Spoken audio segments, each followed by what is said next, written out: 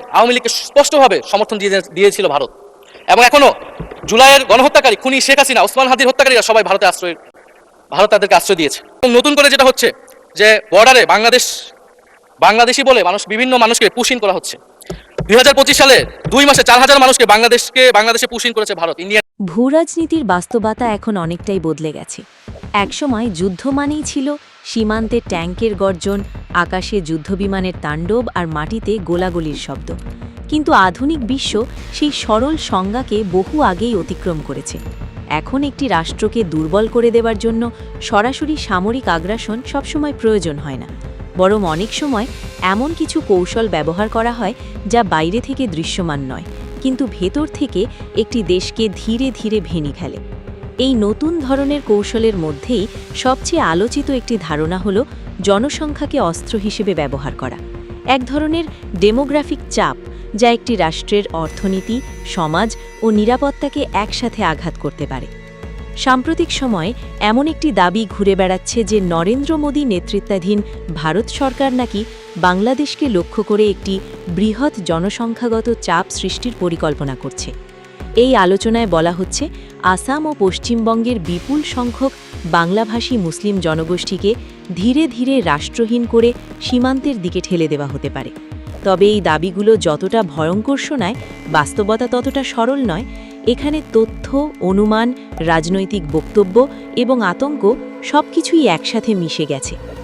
ভারতের অভ্যন্তরীণ রাজনীতির দিকে তাকালে দেখা যায় সেখানে নাগরিকত্ব নিয়ে দীর্ঘদিন ধরে বিতর্ক চলছে। বিশেষ করে সিটিজেনশিপ অ্যামেন্ডমেন্ট অ্যাক্ট বা সিএএ এবং ন্যাশনাল রেজিস্টার অফ সিটিজেন্স বা এনআরসি নিয়ে অনেক আলোচনা হয়েছে। এই আইনগুলো ও প্রক্রিয়াগুলোকে কেন্দ্র করে উদ্বেগ প্রকাশ করেছেন অনেকেই, বিশেষ করে মলনা সংখ্যক জনগোষ্ঠীর মধ্যে। কিন্তু এই আইনগুলোর বাস্তব প্রয়োগ এবং তার ফলাফল নিয়ে এখনও অনেক প্রশ্ন খোলা রয়েছে। এগুলো সরাসরি কোটি কোটি মানুষকে অন্য দেশে ঠেলে দেবার কোনো প্রমাণিত নীতি হিসেবে প্রতিষ্ঠিত হয়নি। পশ্চিমবঙ্গের রাজনীতিও এখানে গুরুত্বপূর্ণ হয়ে ওঠে। মমতা বন্দ্যোপাধ্যায় এবং তার দল তৃণমূল কংগ্রেস দীর্ঘদিন ধরে কেন্দ্রীয় সরকারের বিভিন্ন নীতির বিরোধিতা করে আসছে।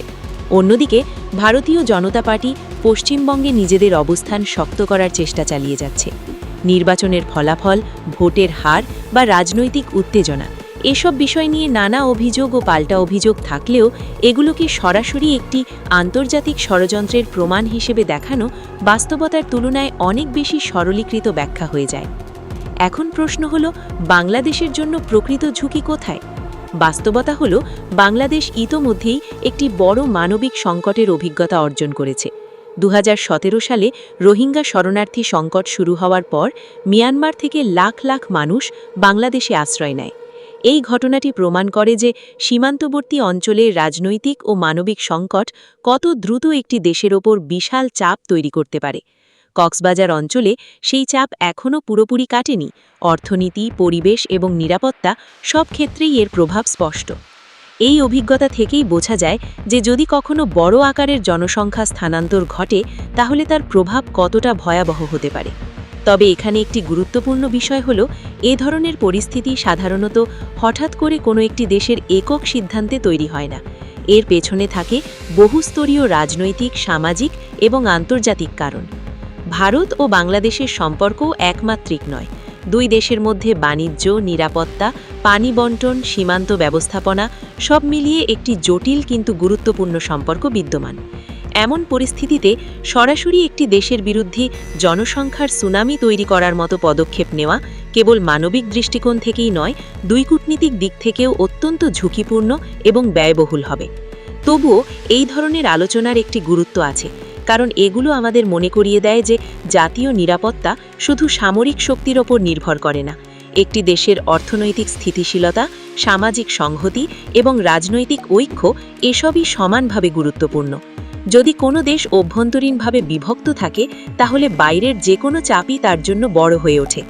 বাংলাদেশের ক্ষেত্রেও একই কথা প্রযোজ্য। রাজনৈতিক মতপার্থক্য থাকতেই পারে, এটাই গণতন্ত্রের স্বাভাবিক অংশ। কিন্তু যখন রাষ্ট্রের দীর্ঘমেয়াদী স্বার্থের প্রশ্ন আসে, তখন একটি ন্যূনতম ঐক্য প্রয়োজন। সীমান্ত ব্যবস্থাপনা, দুই কূটনীতিক প্রস্তুতি এবং আন্তর্জাতিক সহযোগিতা, এইসব ক্ষেত্রে বাস্তবভিত্তিক পরিকল্পনা গ্রহণ করা জরুরি। এই আলোচনাকে আরও গভীরভাবে বুঝতে হলে আমাদের প্রথমেই একটি বিষয় পরিষ্কার করতে হবে। রাষ্ট্রের নিরাপত্তা এখন আর কেবল সীমান্তে সেনা মোতায়েন বা সামরিক শক্তির ওপর নির্ভর করে না। আধুনিক বিশ্বে নিরাপত্তা একটি বহুমাত্রিক ধারণা, যেখানে অর্থনীতি, জনসংখ্যা, পরিবেশ, তথ্য প্রবাহ এবং কূটনীতি সবকিছু একে অপরের সঙ্গে জড়িত। ফলে ডেমোগ্রাফিক চাপ বা জনসংখ্যার হঠাৎ পরিবর্তন একটি দেশের জন্য কতটা বড় ঝুঁকি তৈরি করতে পারে তা বোঝার জন্য আমাদের এই সামগ্রিক চিত্রটি মাথায় রাখতে হবে। দক্ষিণ এশিয়ার প্রেক্ষাপটে এই বিষয়টি আরও সংবেদনশীল, কারণ এই অঞ্চলের দেশগুলো ঘনবসতিপূর্ণ, অর্থনৈতিকভাবে এখনও উন্নয়নশীল এবং রাজনৈতিকভাবে অনেক সময় অস্থিতিশীল। বাংলাদেশ এর একটি স্পষ্ট উদাহরণ।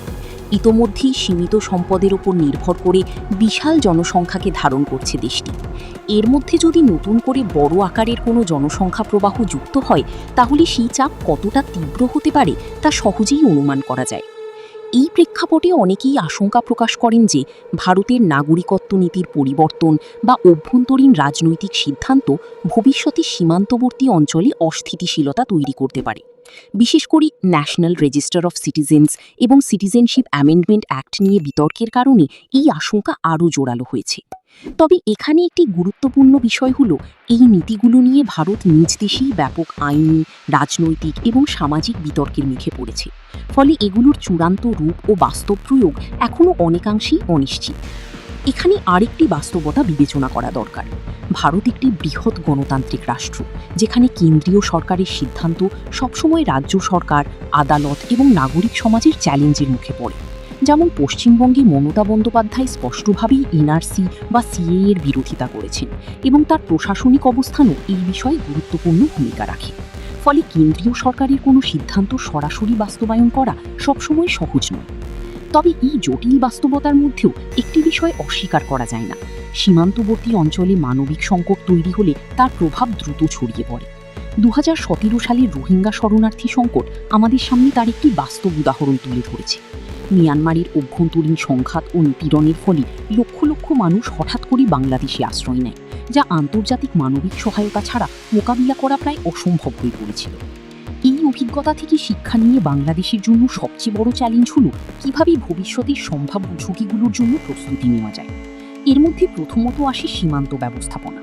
আধুনিক প্রযুক্তি ব্যবহার করে সীমান্ত পর্যবেক্ষণ জোরদার করা, অবৈধ অনুপ্রবেশ প্রতিরোধে কার্যকর কৌশল গ্রহণ করা এবং সীমান্তবর্তী অঞ্চলে স্থানীয় প্রশাসনকে শক্তিশালী করা, এসব পদক্ষেপ অত্যন্ত গুরুত্বপূর্ণ।